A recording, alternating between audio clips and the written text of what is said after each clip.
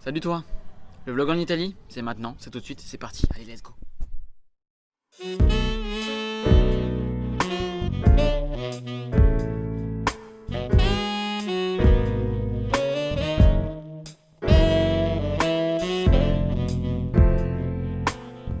Ah bah vous voilà, je vous attendais. Chut, ça va commencer. Cerco l'estate tutto l'anno e all'improvviso eccola qua. Ehi è partita per le spiagge, sono solo qua su in città. Et ben voilà, on vient d'arriver. Hop, j'enlève ça parce que bon, j'écoutais de la musique sur la route. Et on est arrivé, tout va bien, il fait beau. Il y a une plage juste là-bas. On est donc à Caorle, une petite ville sur la côte italienne. Mais voilà, c'est vachement sympa. Mais attends Laurent, c'est quoi Caorle? Mais bien sûr Rémi, laisse-moi t'expliquer. Caorle est une ville d'Italie située sur la côte est, à côté de la mer Adriatique. Elle est caractérisée par son architecture vénitienne et ses couleurs vives sur les bâtiments. On aime l'appeler la Petite Venise, ou comme j'aime le dire, la Venise du pauvre. Elle est située non loin de la fameuse Venezia, dite la Venise du riche. Allez Rémi, à toi de jouer. Pour ce voyage, je ne suis pas seul parce que voyager seul, évidemment, c'est une expérience, mais ce n'est pas ce que j'ai voulu chercher ici. Ici, on est à Caorle en Italie et je suis accompagné, premièrement, de Camille déjà, qui arrive juste là, sur la gauche. Si tu peux te présenter un petit peu. Moi c'est Camille, je suis sa série et c'est grâce à moi qu'on est ici parce que je suis d'origine italienne et c'est ma patrie, c'est ma région. Voilà. Du sang italien à supporter, c'est pas toujours évident. Et je suis aussi accompagné de William qui va débarquer là sur le côté tout de suite, maintenant. Petit teasing. Hey. Eh bien, moi c'est William. À l'origine, je suis un ami de Camille et depuis à peu près 1 an maintenant, je côtoie Rémi. Et c'est cette belle bande avec laquelle on va traverser des belles péripéties. Et on va parler un peu de cinéma aussi. Allez, c'est parti.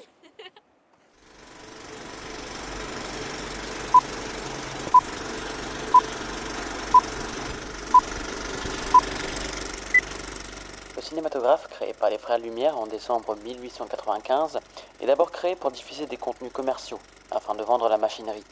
Ce n'est que plus tard que l'art cinématographique sera mis en lumière. En Italie, le cinéma est vite arrivé aux yeux des Italiens, car c'est les Frères Lumière eux-mêmes qui sont venus présenter leur invention en Italie, à Rome, et à Milan durant l'année 1896. Très vite, les Italiens s'emparent de la machine et tournent aussi des prises de vue.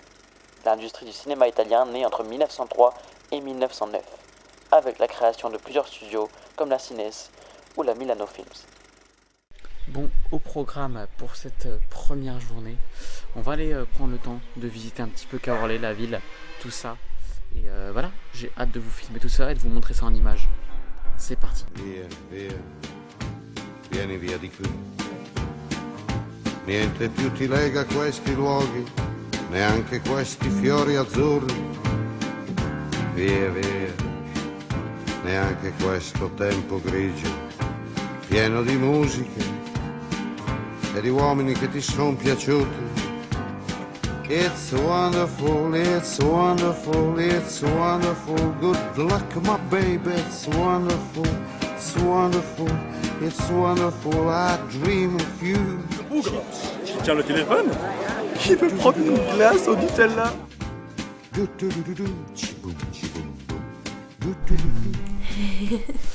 juste te poser une petite question. Pourquoi Caorle en particulier? Pourquoi t'aimes toi venir ici? C'est toi qui nous as invités. Déjà quand je viens ici c'est tout le temps pour les vacances. Donc c'est des moments où je suis plus relaxée, plus tranquille et je peux profiter en fait. Et c'est une ville que j'aime beaucoup parce que la vie elle y est douce. C'est vraiment un peu la dolce vita à l'italienne. Il n'y a personne qui est pressé, tout est tranquille, c'est très piéton. Les paysages sont magnifiques. On peut profiter de la plage, on peut faire du vélo, on peut bien manger et je trouve que c'est vraiment un endroit de détente. Buonasera, signorina, buonasera. It is time to say goodnight to Napoli. Though it's hard for us to whisper, buonasera. Le speak English, je fais bon, Mediterranean Sea. In the morning, Senorita will go walking where the mountains help the sun come into sight. And by the little jewelry shop we'll stop and linger while I buy a wedding ring for your finger. Elle est bonne la pizza déjà? Excellent. Buonasera, Senorita, kiss me goodnight. Le cinéma italien a traversé les arts et tous les genres. Mais à mon sens, la période la plus intéressante, c'est la période de répression qu'a connue l'Italie sous Mussolini. Mussolini arrive au pouvoir en Italie en 1922 et il affirme alors que le cinéma est l'arme la plus forte. C'est donc après l'incendie du studio de la Cines qu'il décide de construire une structure permettant de relancer l'industrie du cinéma. C'est en 1937 que la Cinecittà ouvre ses portes. Cette structure, la Cinecittà, accueillait et accueille encore aujourd'hui tout ce qui est nécessaire au tournage d'un film. Des théâtres, des studios, mais aussi beaucoup de services techniques, etc. Sous Mussolini, il y avait une loi qui interdisait l'importation des films étrangers. En Italie, on n'avait que des films de propagande fasciste, ou alors des œuvres littéraires adaptées, mais qui étaient censurées. Toutefois, il existait des films qui contournaient cette censure. On les surnommait les téléphones blancs, parce que dans la plupart de ces films, dans les scènes de coups de fil, les acteurs utilisaient des téléphones blancs, et non des téléphones noirs, comme dans la majorité des films américains. La majorité de ces films dénonçaient la propagande à l'aide de sujets comme l'adultère.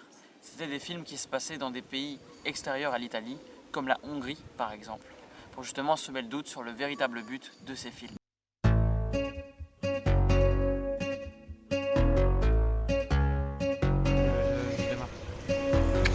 Passeggiando in bicicletta, tanto a te.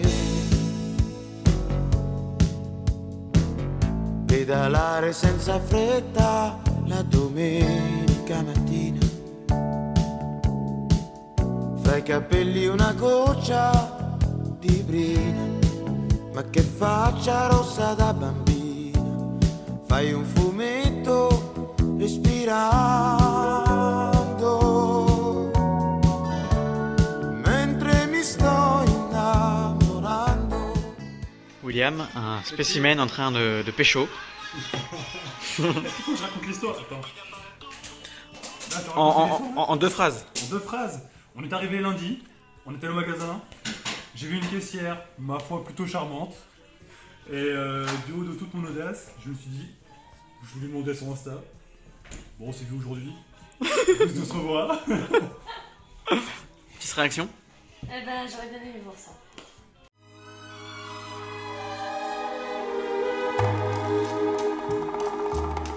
I found my love in Portofino, perché nei sogni credo ancora. Lo strano gioco del destino a Portofino m'ha preso il cuore. Nel dolce incanto del mattino il mare ti ha portato a me. So chiudo gli occhi e a me vicino a Portofino rivedo te. Ricordo un angolo di cielo dove ti stavo ad aspettare. Ricordo il volto tanto amato e la tua bocca da baciare. I found my love in Portofino. Je pense vraiment que je pourrais marcher des heures comme ça, dans le sable. Juste le long de la côte, entendre le bruit de la mer. C'est tellement poétique en vrai. I found my love. Il y avait à Portofino un vieux clocher qui sonnait. Pour vous situer un petit peu, là-bas c'est juste la Croatie. Quand Portofino se réveillait. Il y a toujours eu quelque chose qui me fait hyper peur dans la mer. C'est cette continuité un peu sans fin. Cette ligne de fuite un peu sans fin qui m'a toujours fait peur. Une idée de profondeur en fait. Qui est très cinématographique, qui est très jolie. Mais qui m'a toujours un peu fasciné, mais même un peu trop fasciné. Et qui a fait que j'en ai toujours eu peur. Un peu une phobie quoi. Le cinéma italien a été parcouru par des genres divers et variés, mais le plus connu c'est quand même le néoréalisme italien, avec des films comme Le voleur de bicyclette de Vittorio De Sica. Le néoréalisme italien, c'est un genre du cinéma qui a émergé dans l'immédiat après-guerre et qui montre une Italie en pleine reconstruction avec un besoin d'identification. Ce mouvement a été caractérisé par des films tournés en extérieur avec des acteurs non professionnels et c'était des films qui représentaient surtout la vie quotidienne de la classe ouvrière italienne. Ces films ont capturé au plus proche les émotions et les ressentis de l'époque. C'est des films qui ont beaucoup touché les gens directement au sein de leur vie quotidienne. Un des films les plus représentatifs du néoréalisme, c'est le film Rome, ville ouverte de Roberto Rossellini, qui raconte l'histoire d'un agent communiste qui est recherché par des Allemands qui occupent la ville. Et ça représente vraiment une grande période de répression d'Italie par l'occupation justement du régime nazi durant la guerre. Je me suis un petit peu isolé près de la mer pour vous parler un petit peu. Parce que c'est vrai que là où je suis, je capte pas énormément tout ce qui est 4G, tout ce qui est réseau, tout ça. Et j'essaie justement d'éviter un petit peu les réseaux et de me poser, de me reposer un petit peu. Et je me rends compte que c'est dur en vrai. C'est dur de me détacher de ce monde un peu connecté. Je me sens vraiment déconnecté. Et j'ai pas l'habitude, ça me fait un peu bizarre, je vous avoue. Donc je me dis, waouh, on est vachement accro à ces trucs-là, on est vachement plongé dans cette réalité-là. Et quand on en sort, ça fait assez bizarre. Et je me dis, en fait, la vraie vie, elle est là, elle est devant moi. J'ai la mer à côté de moi, j'ai le soleil en haut, comme vous le voyez. A few moments later. Tu nous expliques, Rémi, ce que tu fais? Je cherche mon téléphone qui a été caché. Alors, ici Rémou, en début de craquage.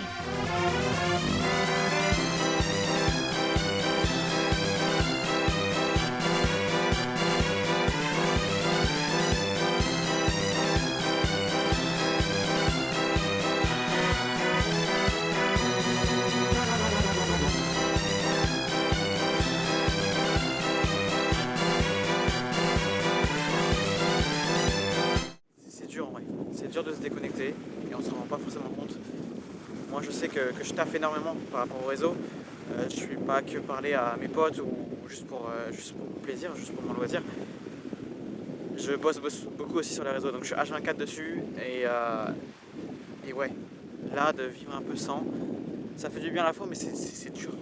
Et le message que j'aimerais faire passer c'est surtout ça. C'est surtout essayer de vous déconnecter de temps en temps, sans forcément partir à un endroit, dans un autre pays, comme je le fais là, mais juste vous déconnecter un petit peu de la réalité, enfin de cette réalité-là, parce que la réalité, on l'oublie souvent, la vraie réalité.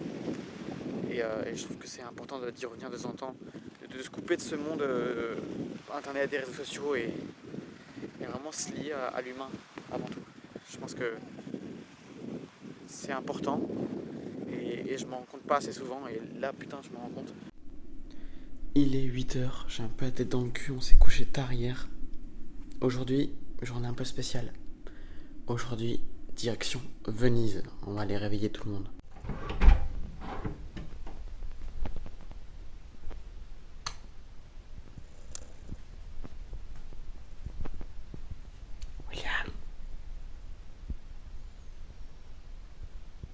William, faut se réveiller. Faut y aller. On va faire quoi là? On va prendre un bateau, j'adore les bateaux. Merci Camille. Elle a fait une surprise. Oui. Ah bah tu parles de surprise. On va à Venise, pour ça on a fait 1 heure de voiture et là on va faire une petite demi-heure de bateau. Une heure de voiture, il a dormi 40 minutes. C'est bon, Le réveil à 8h, c'est difficile. on n'a pas beaucoup dormi, mais voilà, là on va prendre le bateau et ça va être beau, ça va être génial, ça va être cool. Vestito da dove sbucato, che impressione vederlo indossato. Se ti vede tua madre lo sai, questa sera finiamo nei guai.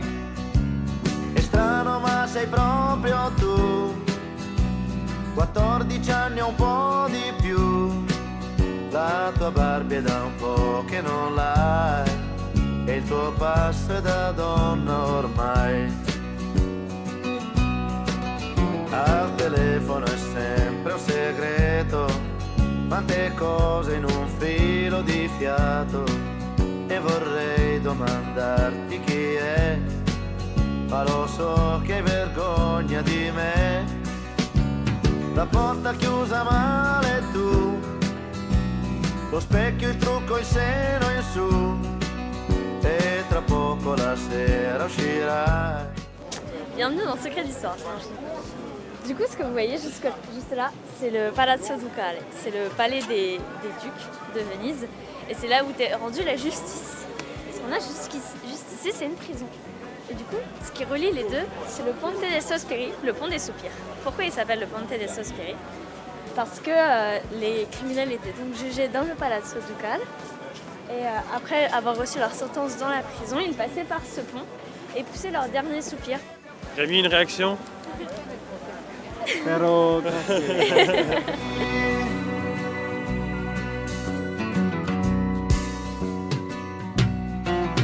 Farsi donna è più che normale, ma una figlia è una cosa speciale. Il ragazzo magari ce l'hai, qualche volta hai già pianto per lui. La gonna un po' più corta e poi malizia in certi gesti tuoi. Ce qui est marrant, c'est que t'es un italien et tu peux parler français et les gens ne comprendront pas. Tu peux les insulter, ils ne comprendront jamais. Donc je trouve ça assez marrant.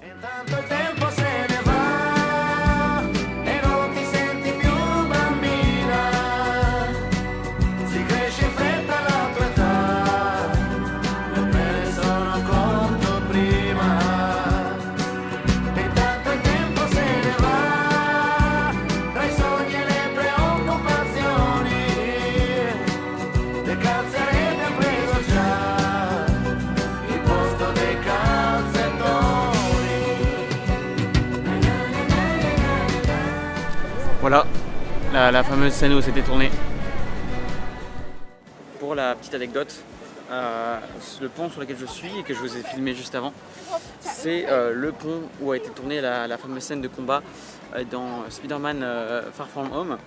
La scène de combat avec le premier élémentaire qui se passe du coup à Venise. Donc voilà, petite anecdote.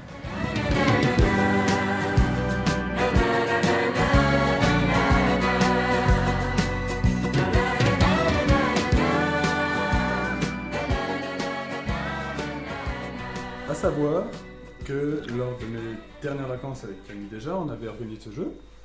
Et la règle est très simple. Dès lors qu'on interpelle une personne, elle doit répondre plaît-il. C'est-à-dire qu'on doit l'interpeller par son prénom. Et c'est tout. Si elle ne répond pas plaît-il et qu'elle répond toute autre chose, elle récupère le coquillage. Le vieux réflexe dit que je dis caillou, mais c'est le coquillage. Et la dernière personne à avoir le coquillage à la fin des vacances, elle a un gage, mais on n'a pas encore défini quel était celui-ci.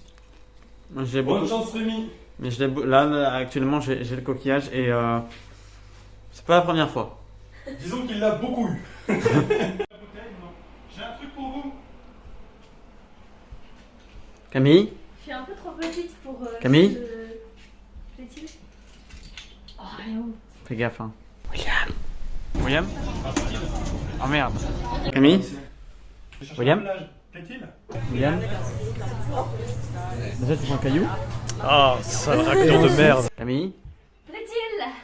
Après une grande période de renouveau avec le néoréalisme, le cinéma italien connaît une grande période difficile, avec des petits genres comme le néoréalisme rose ou encore la comédie italienne. La comédie italienne, c'est un genre qui est apparu dans les années 50-60 et qui a produit des histoires un peu satiriques qui se moquent de la différence entre les classes sociales. C'est Dino Rossi, le réalisateur le plus connu dans cet exercice, avec des films qu'il a réalisés comme Les Fanfarons ou encore Les Monstres. Mais c'est dans les années 80-90 que le cinéma italien revient sur le devant de la scène, avec des films beaucoup plus modernes, des films qui sont ancrés dans l'histoire actuelle. Et c'est dans cette période qu'on connaît le plus de films italiens aujourd'hui.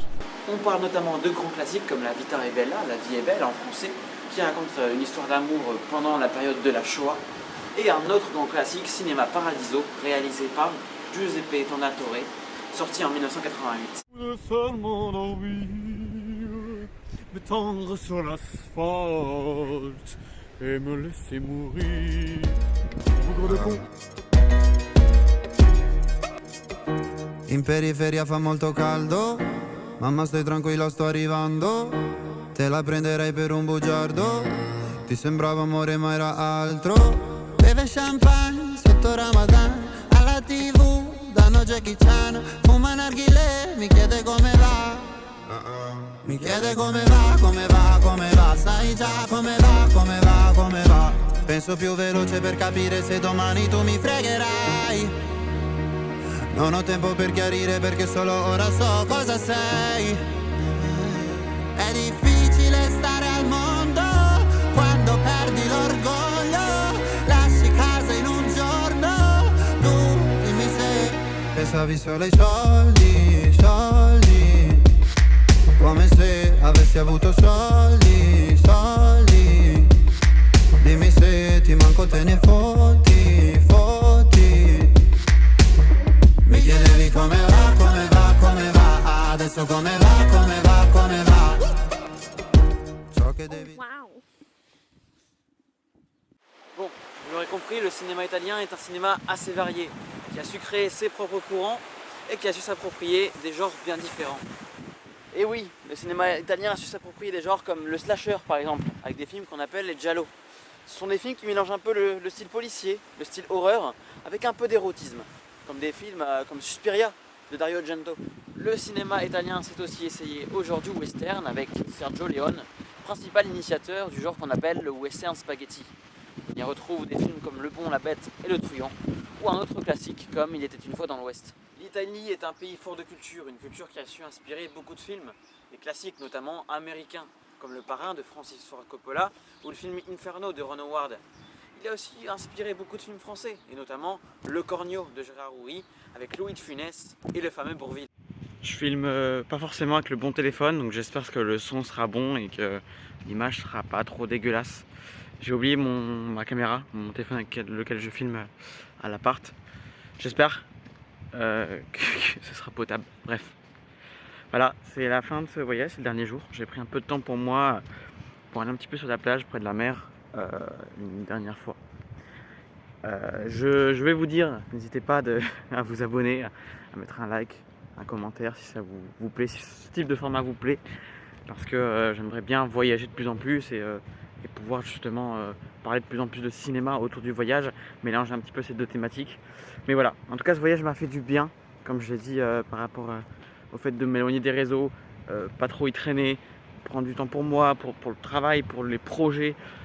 Je suis un peu ressourcé, il y a plein de choses, plein d'idées qui sont arrivées, il y a plein de choses qui vont arriver sur la chaîne, ou alors pas sur la chaîne. J'ai un spectacle déjà en préparation, un prochain spectacle. Et voilà, une dernière fois la mer. Wouh. Et on se dit à bientôt dans une prochaine vidéo. Merci de me soutenir, merci à ceux qui me suivent, c'est super important. Ça me fait super plaisir quand je reçois des messages, des réactions à mes stories ou des choses comme ça. Donc voilà, merci pour l'amour que vous me donnez, merci à tous ceux qui se sont abonnés. Et on se voit bientôt. A plus.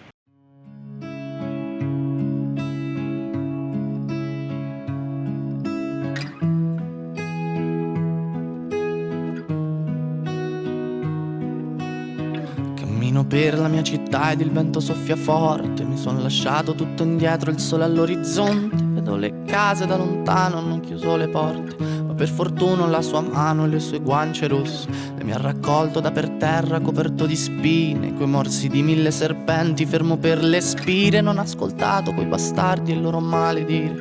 Con uno sguardo mi ha convinto a prendere e partire, che questo è un viaggio che nessuno prima d'ora ha fatto. Lì c'è le sue meraviglie, il cappellaio matto. Cammineremo per sta strada e non sarò mai stanco, fino a che il tempo porterà sui tuoi capelli il bianco. Che mi è rimasto un foglio in mano e mezza sigaretta. Restiamo un po' di tempo ancora, tanto non c'è fretta. Che c'ho una frase scritta in testa ma non l'ho mai detta, perché la vita senza te non può essere perfetta. Quindi Marlena torna a casa, che il freddo qua si fa sentire. Quindi Marlena torna a casa, che non voglio più aspettare. Quindi Marlena torna a casa, il freddo qua si fa sentire. Quindi Marlena torna a casa, che ho paura.